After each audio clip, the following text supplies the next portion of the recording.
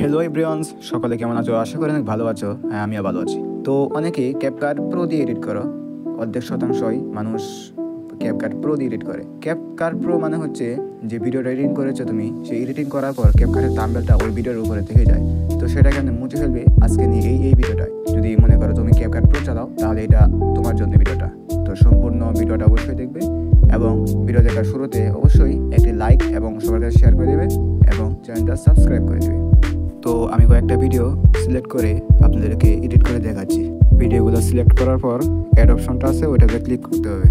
তারপর যে কাজটা করতে হবে আর কি, মানে আপনারা তো সবাই ক্যাপকাট চালানি, তো বুঝতেই পারছেন ভিডিও এডিট করার মাধ্যমে আপনারা স্প্লিট করতে পারবেন, ভয়েস রেকর্ডার করতে পারবেন, গান অডিও সব কিছু অ্যাড করতে পারবেন, ইফেক্ট অ্যাড করতে পারবেন, সব কিছুই করতে পারবেন। তারপর দেখেন আমি আমার ভিডিও একটু স্পিড করে দেখালাম, তো এই যে কেটে ফেললাম। আপনারা চাইলে আরও কাটতে পারবেন। তারপর সাউন্ড বাড়াতে পারবেন, কমাতে পারবেন। হাইস্ট যেটা আছে সেটা হচ্ছে 1000 পর্যন্ত আছে, আপনারা 1000 পর্যন্ত বাড়াতে পারবেন। তো চলুন ইফেক্ট অপশনে যাওয়া যাক। তো ইফেক্টে কী ইফেক্ট আছে দেখে নিই। তো অনেক ইফেক্টে আপনার ডায়মন্ডের চিহ্ন আছে, ওইগুলো আপনারা ব্যবহার করতে পারবেন না, কারণ ওইগুলো টাকা দিয়ে কিনতে হয়।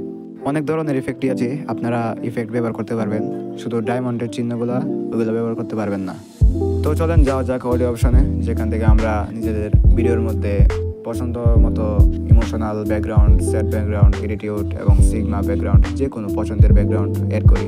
আমাদের ভিডিওর সাথে যেই ব্যাকগ্রাউন্ড সাউন্ড মিলে ওই উপরে গিয়ে আপনারা সার্চ বারে তা লিখবেন।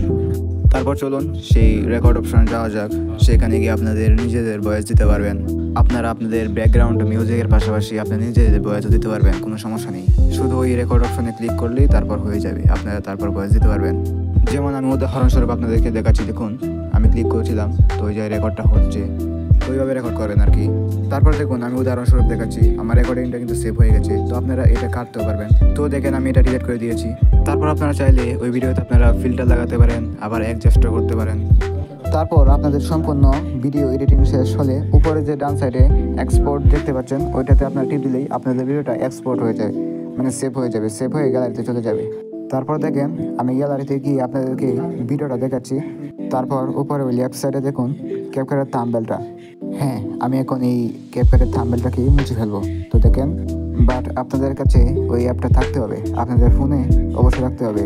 তো চলেন যাওয়া যাক ওই অ্যাপের ভেতর। তো একটু ওয়েট করতে হবে, যেহেতু লোডিং হচ্ছে। তো অবশ্যই ঢুকতে পেরেছি।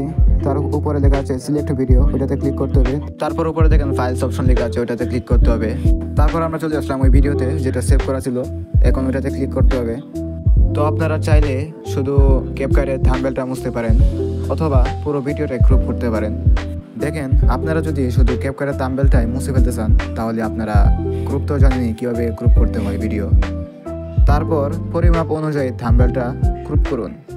তারপর ক্যাপকাটের ওই থাম্বনেলটা আর থাকবে না, কিন্তু ওই ভিডিও অনুযায়ী নিচের কালো অংশগুলো দেখতে পাচ্ছেন, ওইগুলা রয়ে যাবে। তারপর আপনারা যদি মনে করেন যে না, আমি নিচের কালো অংশগুলো রাখতে চাই না, তাহলে ঠিক এইভাবেই ক্রপ করতে হবে। তো দেখেন আমি ক্রপটা করে নিলাম অবশেষে।